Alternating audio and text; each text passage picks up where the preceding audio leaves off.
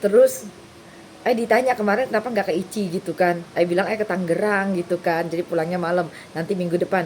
Sebenarnya tuh udah nggak mau datang gitu kan. Gara-gara Pak Jimmy itu kan. Ya iyalah orang ditolak gitu. Sudah datang lagi muka kayak tuh gimana gitu ya. Mama Cie, Mama Cieni lagi, Mama Cieni lagi dalam hati. Aduh tidak, perasaan Mama Cieni kalau duduk di sono kenapa sekarang pindah di sebelah I gitu kan. Terus udah gitu punggungnya diusap sama dia kan.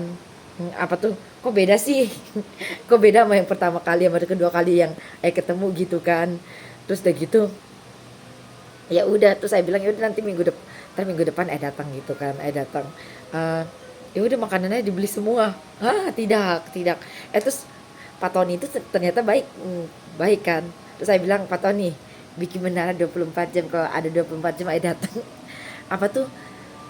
Nah, ternyata Tuhan tuh punya maksud ya. Jadi ternyata Tuhan gerakin Pak Tony itu untuk manggil Pak Mas Michael Wijaya.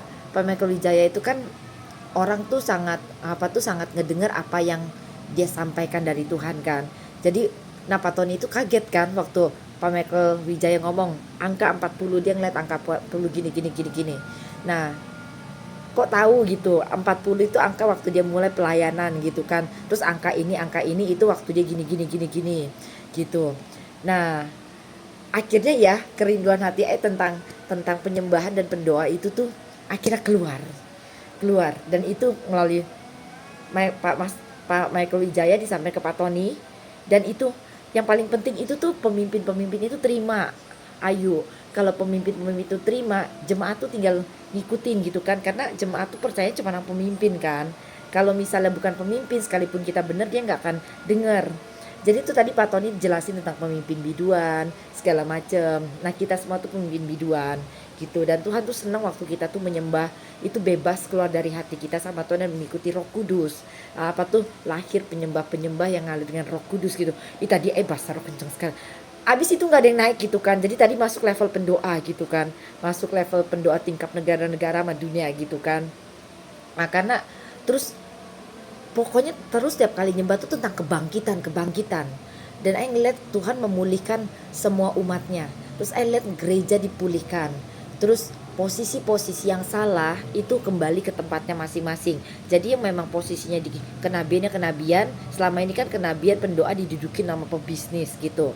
Jadi itu dikembalikan terus negara-negara yang itu keren banget Ayu. Terus udah gitu penumpasan habis terhadap semua roh-roh spirit-spirit yang mengikat semua orang ini. Terus tadi air mata itu ngalir gitu kan.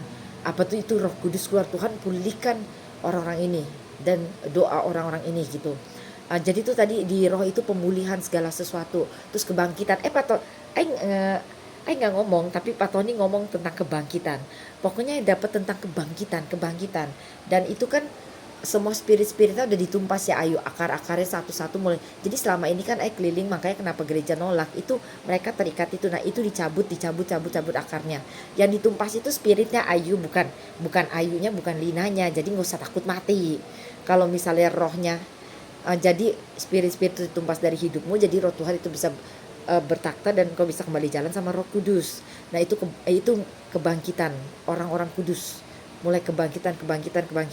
Terus ternyata Tuhan tuh punya maksud. Kan pengen ke Tangerang terus ya Ayu ya. Ternyata